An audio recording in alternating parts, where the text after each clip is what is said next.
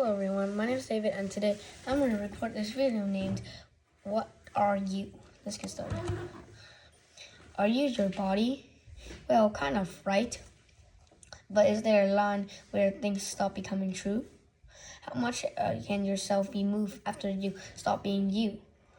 And does this question even make sense?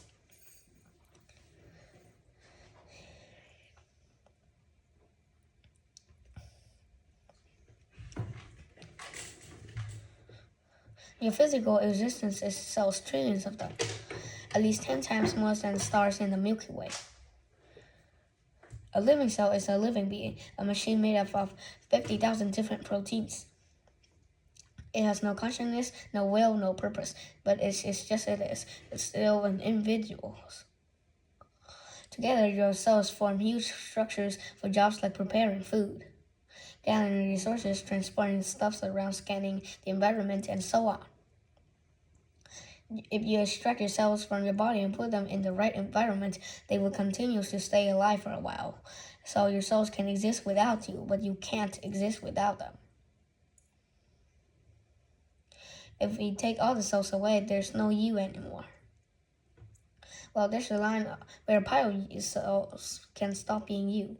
For example, if you donate an organ, billions of your cells will continue to live inside someone else.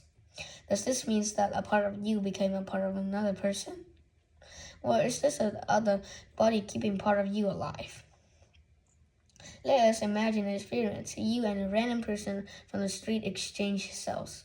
One at a time, your body gets one of their cells and their body gets one of your cells.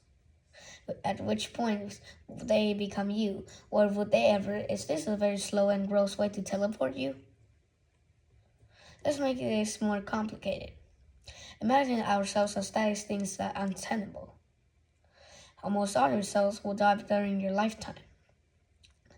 250 million have died since the beginning of the video alone, between 1 and 3 million per second. It's a 7 years period of your cells are replaced at least once. Every time your cells changes, they're slightly different than before, so part of your dying constantly. If you're lucky enough to become old, you'll recycle through roughly a million billion cells. So what do you consider yourself is just really a snapshot. But sometimes cells are broken and they don't want to die, questioning the very nature of the unity of our bodies. We call them cancer. They cancel biological social contact and become basically immortal. Cancer is not an outside invader, it's part of you that puts own survival over yours. But you can also argue a cancer cell with other entities, another being that just wants to survive and thrive. Okay, can we blame for that? A chilling cell story is that Henrietta Lacks, a young cancer patient who dies in 1951. Usually his cells only survive a few days in the lab, making research very hard. Henrietta's cancer cells were immortal. Over decades, they multiplied over and over again, used for countless research projects, saving countless lives. Henrietta's cells are still alive, but only been grown to at least 20 tons of biomass. So there are living parts around the world has someone else who's considered dead for decades. How much is Henrietta's cells in these cells? What makes one of your cells anyway? Maybe the information contained in it, your DNA. Until recently, it was believed that all the cells in your body have basically the same genetic code. But it turns out this is wrong.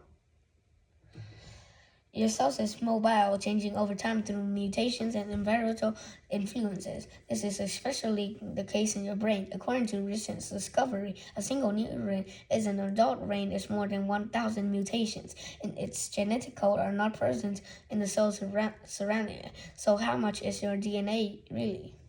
About 8% of human genome is made of virus that once infected your ancestor and merged with us.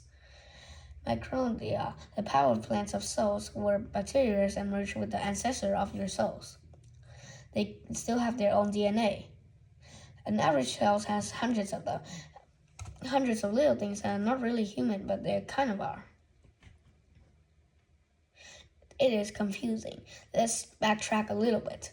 We know that we are made of trillions of little things, and made from little things that are constantly changing. Together, all of those things are not static but dynamic.